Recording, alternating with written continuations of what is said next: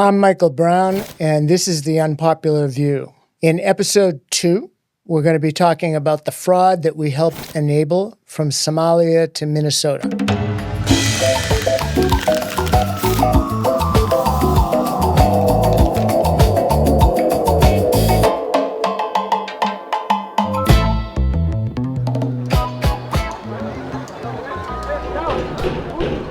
Imagine it's 3 a.m. in Mogadishu, Somalia in 1983. There's a pounding on a metal gate outside my house in the compound I live in that wakes me up from my sleep. Or am I just dreaming that there's a pounding on the metal gate in my compound and I'm actually still sleeping?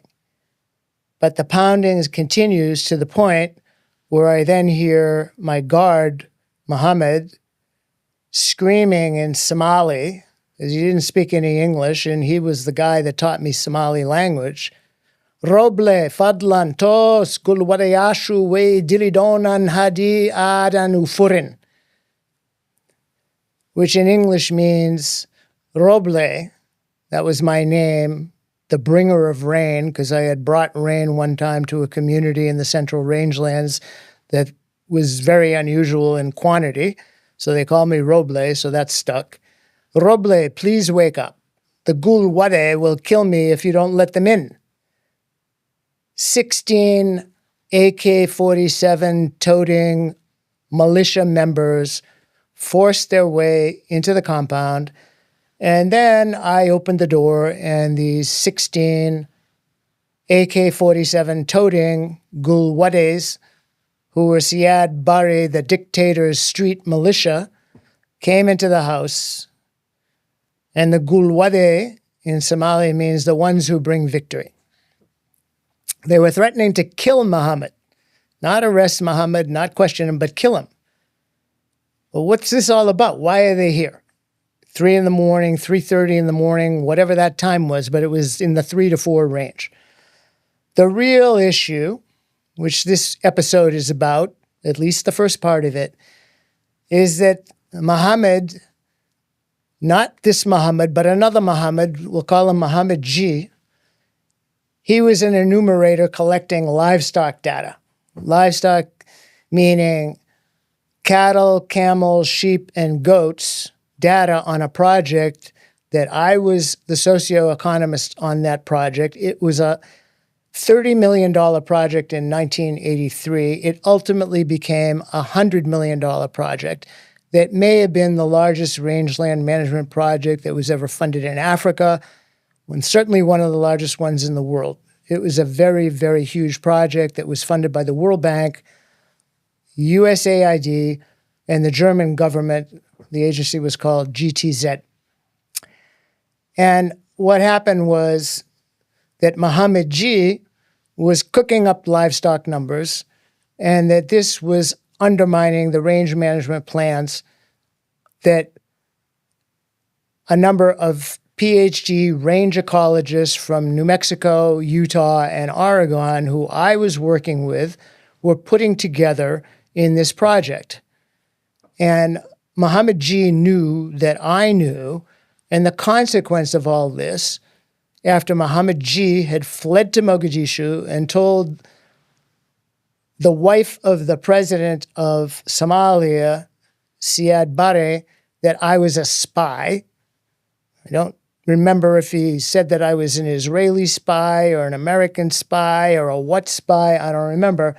But on the basis of that, I received this visit from the Gulwade at 3 or 4 in the morning. And this was step 1 in a process that could have ended really, really badly for me. All right, let's talk about the context of Somalia in the 1980s, what it taught us, and what that has, if anything, to do with what's happened in Minnesota with all of this Somali fraud. So, in the 1970s and 80s, it was the Cold War years. The Soviet Union still existed. The United States, of course, existed. The United States had been in Ethiopia.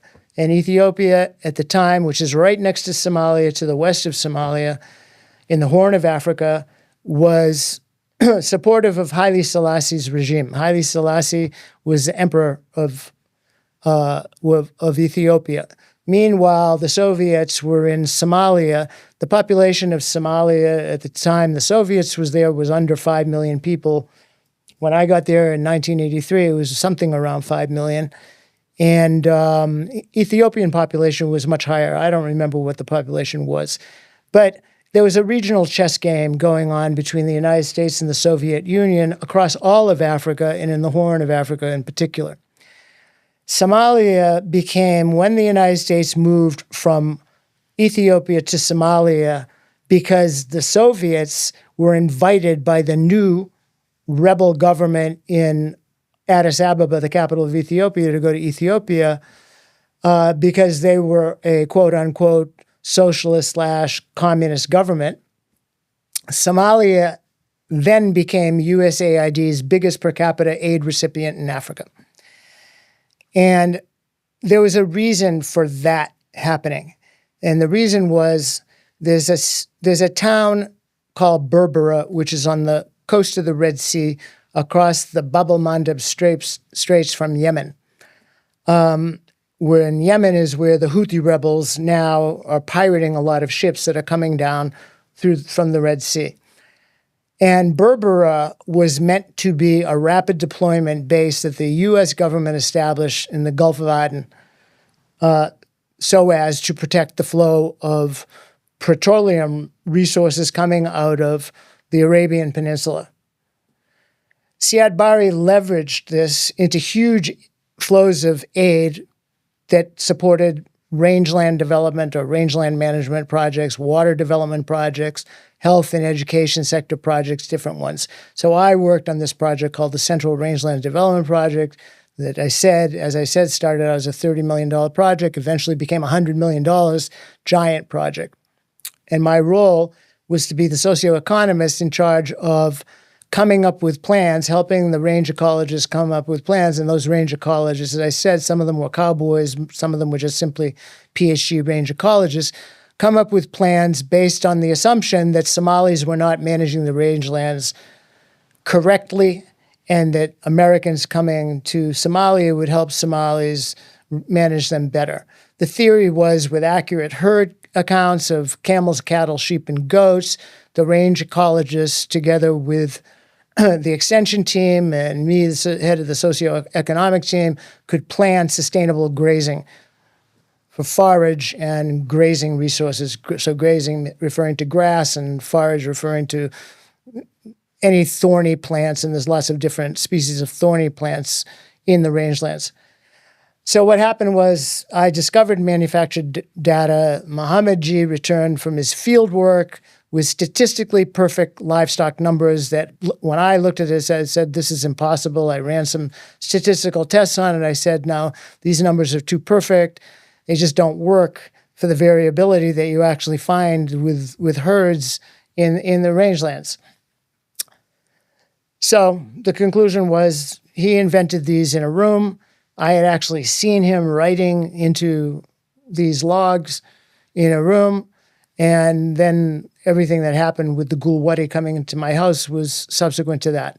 At the same time, as part of the context, there were rumors. I never saw it myself, but people said, Somalis in particular said, bags of cash were going up from the range agency up to the president of Somalia in these 1980s times. Why is this important? I'll get to that.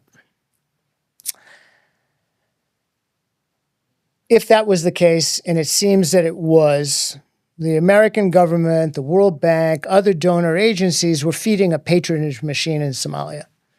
People in the U.S. agencies knew, project management knew, and I say knew, they likely knew. I can't prove that people knew, but I think everybody was winking and blinking and turning, a blind eye to what was going on. The Cold War priorities were outweighing any program integrity or accountability of where these quote-unquote small-ish sums of money were going. Why am I telling you all this? The lesson many Somalis actually learned was that American systems can be gamed if you understand the incentives. Rules are flexible when Washington needs you strategically. Americans will pay for almost anything if it looks right on paper and it fits their agenda. Then the Somali state collapsed in 1991. Civil war scattered refugees worldwide. I ultimately became friends with several refugees that lived in refugee camps in Kenya after they left Somalia, and then they moved to the Washington, D.C. area where I lived for many years. One of them then went to work in Minnesota with the communities there. And as this happened, the Somalis that did come to the United States were bringing their memories from the 1980s and the aid politics and how systems that Americans were running actually worked. They brought them to America. Not all, far, far, far from it, not all Somalis learned how indifferent Americans can be to corruption when it suits us and then use that to their own advantage. But some did. So now let's move to Minneapolis, Minnesota, in January of 2026.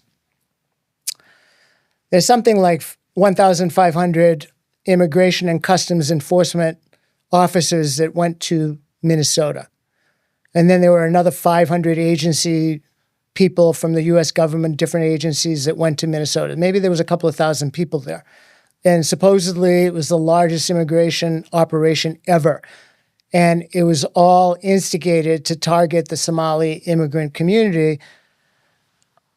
And as this happened, and now it became a major story in January of 2026, unfortunately, an ICE agent killed a 37-year-old woman named Renee Nicole Good. She was Caucasian. She wasn't Somali. What happened is contested.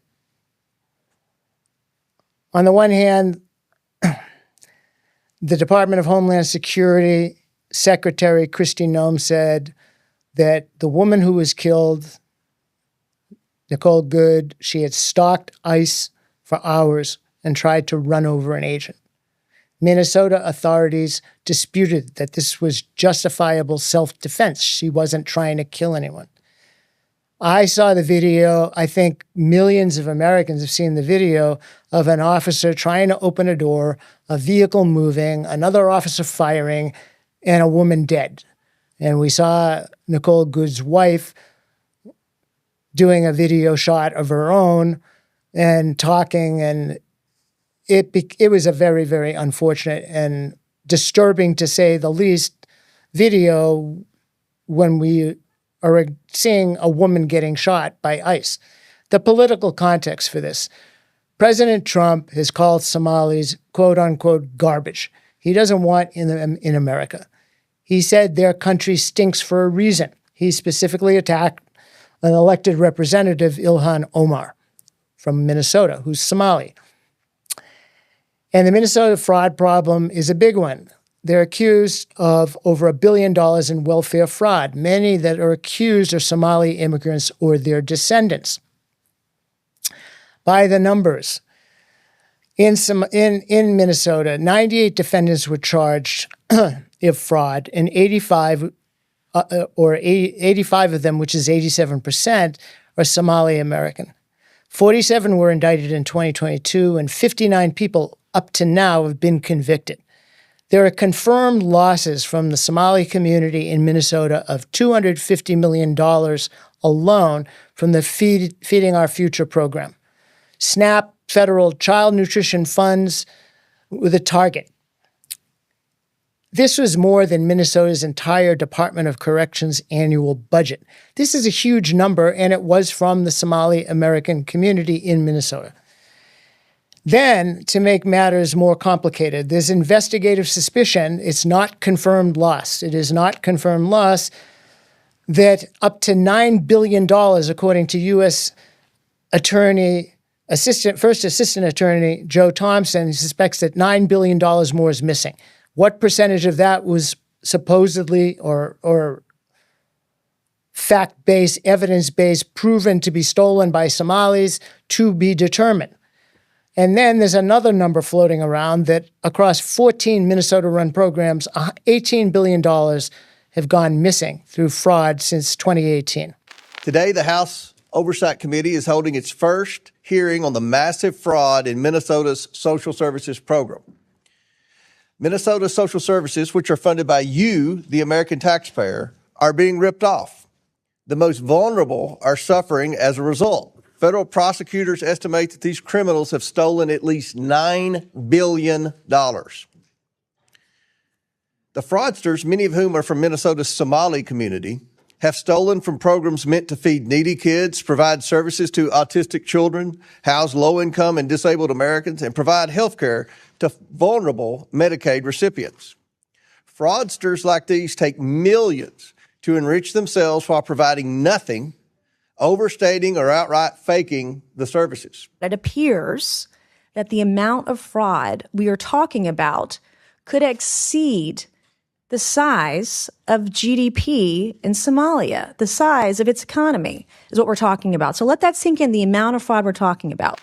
The types of fraud schemes, the fake daycare centers that are billing for children that were never served.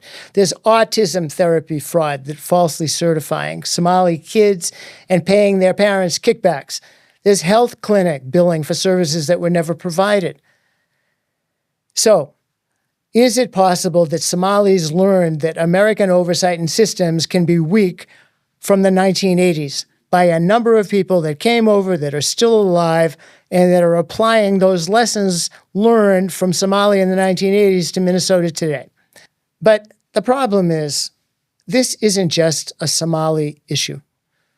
Alabama leads the nation in SNAP fraud. There's 26,000 stolen SNAP claims, more than any other state in Alabama. It's a deep red state. There's a Republican governor. The legislature is controlled by Republicans. In blue California, over 25,000 stolen claims. In New York, 25,000 stolen claims. Alabama is 69% white, 27% black. No known Somali fraud there. In Texas, there have been state employees that have been stealing from the poor through HHS data breaches of 61,000 Texans. One employee changed PINs on 391 cards and stole $190,000. In Ohio, it's a total unemployment fraud disaster. $477 million in fraudulent unemployment claims in 2020 to 2021.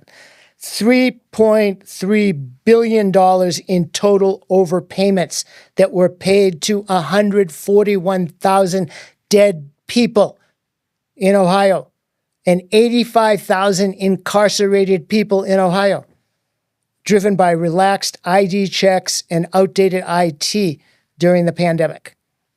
It's a nationwide fraud scale problem. 186,000 people receiving benefits that are dead. 500,000 people collecting SNAP in multiple states. The General Accounting Office, our U.S. government GAO, estimates that there are $233 to $521 billion lost annually across all federal programs. This is nuts. COVID relief, $6 billion stolen in pandemic unemployment funds. Medicaid fraud snapshot for fiscal year 2024. Nationally, there's 1,151 convictions, $961 million in criminal recoveries, $407 million in civil recoveries. But why all these statistics? Why all this evidence? We got to triangulate. Enforcement and media are applying a double standard. The Minnesota Somali fraud is real. $250 million. That's a lot of money. I care. You should care. There were federal raids, 98 indictments, 59 convictions, and wall-to-wall media coverage. In Alabama, with the SNAP fraud, okay, $10 million, not as much, but it was all attributed to tech glitches that were fixed with chip cards, and it was given limited national attention. I never heard about it really. In Ohio, with the unemployment fraud, the $3.3 billion unemployment fraud, oh, okay, that was framed as a quote-unquote system failure. Wasn't attributed to a criminal network, but was it a criminal network that was involved? The Texas employee theft, okay, that wasn't that much, only 190,000. It was mostly due to administrative consequences or lack of administrative, proper administrative oversight, but it wasn't, things didn't get personalized. So what I'm saying is we're experiencing inconsistent media framing. Non-Somali fraud is attributed to system failures or pandemic chaos or IT problems. Somali fraud is criminal networks, organized schemes, and they're gaming us. And I told you they were gaming, but it's not every Somali that's gaming. It's a minority of people that are gaming. But we're tar and feathering the entire community as if the entire community is gaming Americans. This is just not true. It's the same underlying behavior, but a different narrative is applied when the ethnicity changes. The statistical reality is Alabama's a majority white state leading in SNAP theft claims. White people are the largest racial group among SNAP recipients nationally. It's over 35%. Statistically, many of the Alabama perpetrators are probably white. I can't prove it, but probably. Yet there haven't been any ICE sweeps in white Alabama communities. No rhetoric about garbage in Alabama. We don't hear anything like that. Chris Edwards of the conservative Cato Institute says, quote, "If we dug into many states, the problems would be just as bad." Minnesota case is exposing vulnerabilities in shared federal state funding.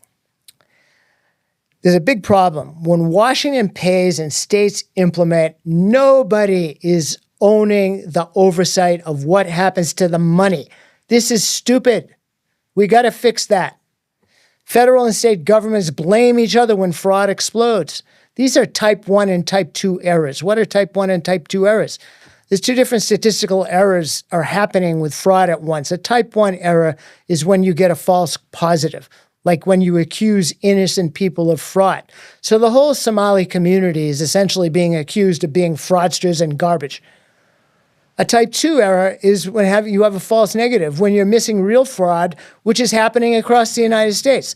So the current approach to what's going on with Somalis in Minnesota and the rest of the U.S. manages to do both at the same time. Great.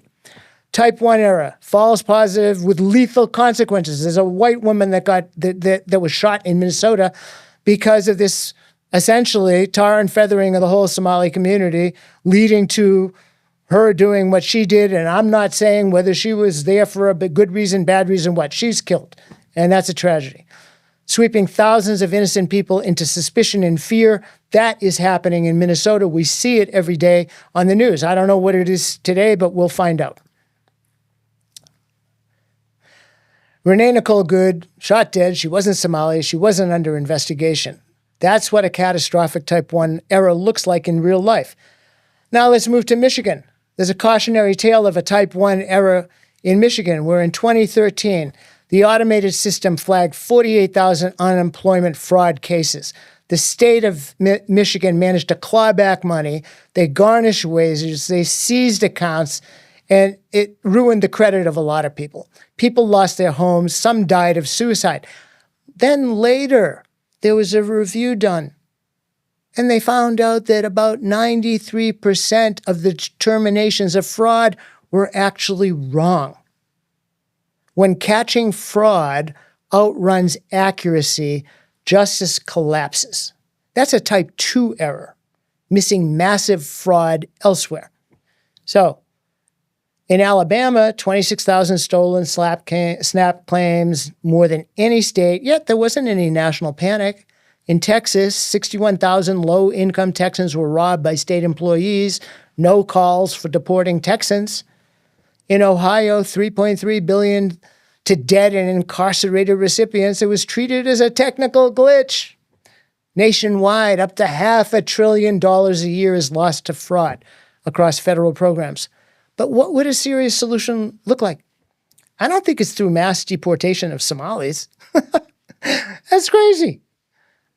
Not pretending fraud is a racist myth made up by xenophobes. That's crazy too.